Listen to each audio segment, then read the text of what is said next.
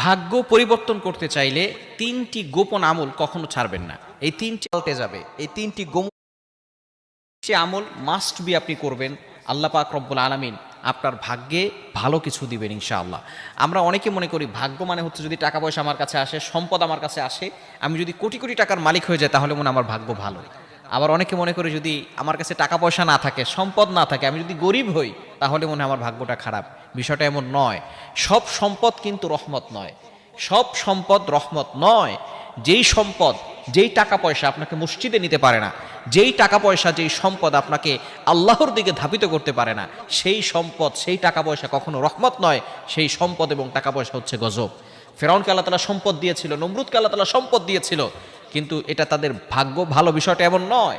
আমরা জানি ফেরাউন আল্লাহর সাথে গাদ্দারি করেছে, নমরুদ আল্লাহর সাথে নাফরমানি করেছে, এবং তারা নিজেদেরকে খোদা বলে দাবি করেছিল। আল্লাহ পাক রব্বুল আলামিন তাদেরকে দুনিয়াতেই ধ্বংস করে দিয়েছেন। এজন্য অবশ্যই আমাদেরকে এই বিষয়গুলো খেয়াল রাখতে হবে। টাকা পয়সাই যে ভাগ্য ভালো ভাগ্য খারাপ বিষয়টা এমন নয়। আপনার কাছে টাকা পয়সা নাই, দেখবেন অনেক মানুষের টাকা পয়সা নাই কিন্তু তার লাইফে হ্যাপি আছে, তার লাইফে খুব খুশি আছে, সুখে আছে, এটাকেই বলা হয় তার ভাগ্য ভালো। কিন্তু টাকা পয়সা আপনার অনেক আছে কিন্তু আপনার লাইফে কোনো সুখ নাই, লাইফে শুধু কষ্ট আর কষ্ট। অনেক টাকা পয়সা আছে, অনেক বিঘা জমি আছে, কিন্তু আপনার কাছে কোনো হ্যাপিনেস নাই, সুখ নাই, তাহলে আপনি ভাগ্য ভালো এটা বলতে পারবেন না। এই জন্য অবশ্যই আমরা তিনটি আমল করব। নাম্বার ওয়ান, এক নাম্বার হচ্ছে ইমানের উপর অটল অবিচল থাকতে হবে। ইমান এনে আমরা যদি ইমানটাকে ছেড়ে দেই, বিভিন্ন ধরনের শিরিকের গুনাহের কাজ করি, শিরিকের গুনাহ আল্লাহ তাআলা কখনো ক্ষমা করবে না। 5 নম্বর পারার 5 নম্বর পৃষ্ঠার 4-5 নম্বর লাইন, সূরা নিসার 48 নম্বর আয়াতে আল্লাহ বলে দিয়েছেন, ইন্নাল্লাহা লা ইয়াগফিরু আন ইউশরাকা বিহি ওয়া ইয়াগফিরু মা দুনা যালিকা লিমান ইয়াশা। আল্লাহ তাআলা সব গুনাহ ক্ষমা করবেন, কিন্তু শিরকের গুনাহ আল্লাহ তাআলা কখনো ক্ষমা করবেন না। এজন্য এক নাম্বার হচ্ছে ইমানের উপর অটল অবিচল থাকা।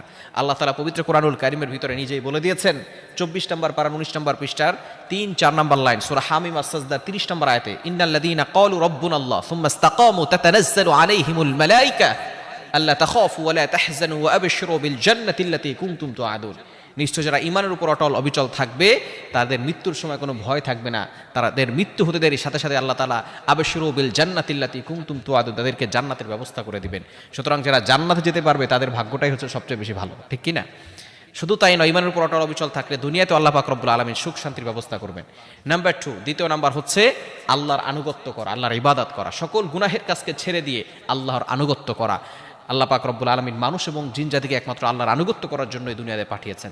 এবং 3 নাম্বার হচ্ছে দোয়া করা। আপনি যত বেশি পারবেন ইস্তেগফার করবেন, তাওবা করবেন এবং আল্লাহর কাছে দোয়া করবেন, হারাম থেকে দূরে সরে আসবেন, এবং একমাত্র দোয়াই পারে মানুষের ভাগ্য পরিপূর্ণভাবে পরিবর্তন করে দিতে। এজন্য অবশ্যই আমরা বেশি বেশি করে আল্লাহর কাছে দোয়া করব। এই 3টি আমল যদি করতে পারি আল্লাহ পাক রব্বুল আলামিন আমাদের ভাগ্যে খুব ভালো কিছু দিবেন। দুনিয়াতেও আল্লাহ তাআলা কল্যাণ দান করবেন, আখিরাতেও আল্লাহ তাআলা কল্যাণের ব্যবস্থা করে দিবেন।